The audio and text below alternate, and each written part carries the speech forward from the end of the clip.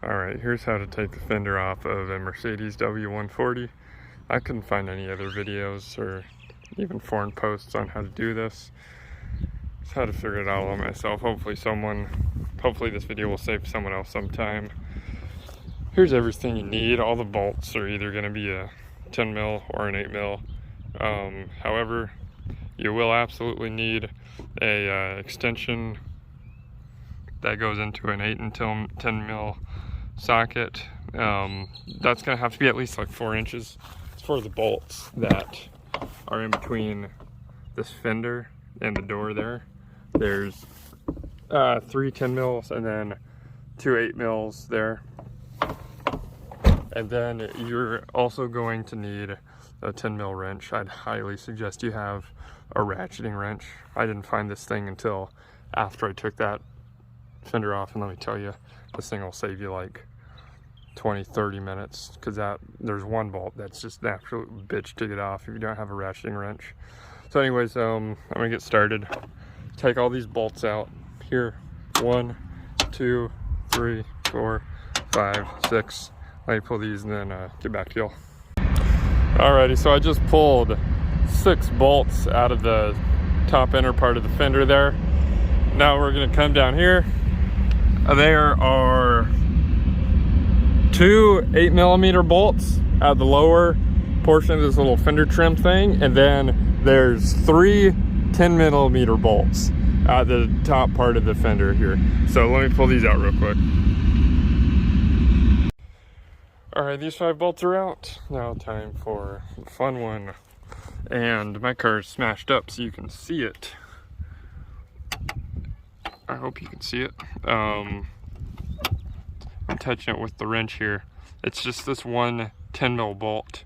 I would highly recommend the ratcheting 10 mil for this. To get access to that, shoot, I might be able to just go through my busted up bumper. But assuming your car is less shitty than mine, you're gonna want to take off this 10 mil. There's another 10 mil above it there, and way back here. So those 3 bolts should give you enough access to go through the fender liner and get to that bolt right there. You don't have to worry about taking the fender liner off of the back. Here's where the hole is for this 10 mil we're trying to get, and the fender I've already taken out. So good luck with that. Alright, so I got that bitch of a nut out. If you did not have a ratcheting wrenches, you have my condolences, because that is not fun to do without a ratcheting wrench. Now, while we're at the front, hi kitty. While we're at the front of the car, there's going to be 2 more 8 mil bolts you got to take out. One here, and one up there. I'm not sure what the correct method to take this headlight out is, but I don't give a shit because my car's wrecked, so I'm going to use slightly less than OEM approved method of ripping it out.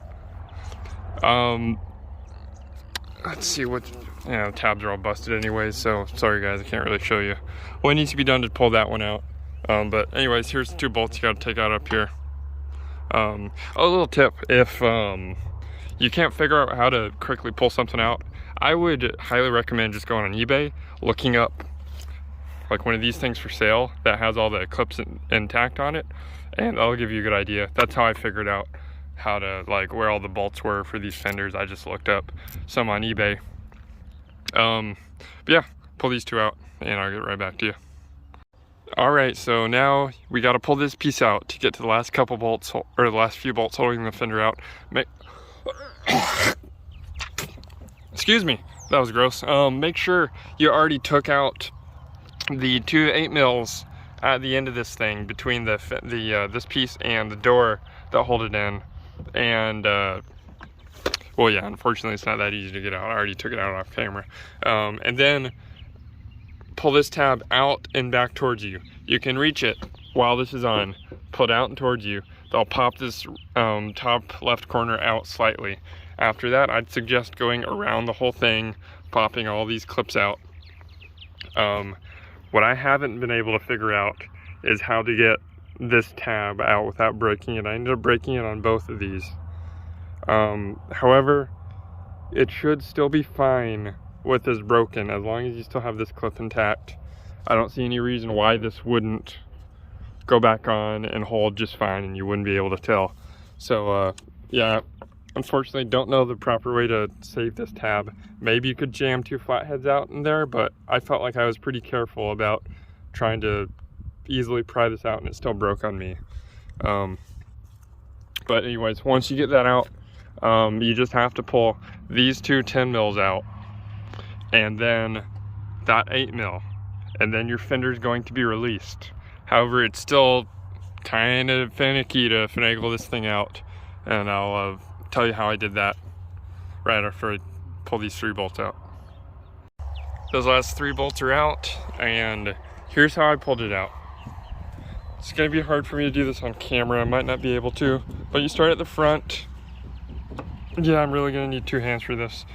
Start at the front, and you're firmly pulling it up, pulling this tab above and onto the other side of the little ridge that it sits over. You just do that for this whole thing.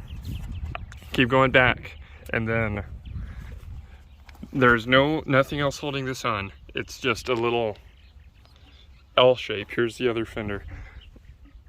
L shape at the bottom. So once the top is free, pull that out towards you, and this will bend in such a way that it's able to pop straight out.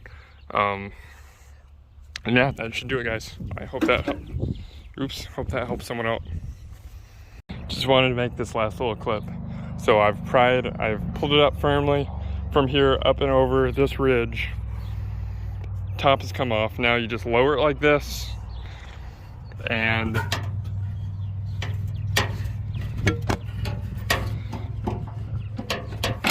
that piece will pop out. Then yeah, it's gonna be stuck on here too. You can just pull it out here. I'm sure you guys will figure this out, but yeah. Boom. There we go, fender has been removed. Thank you guys for watching.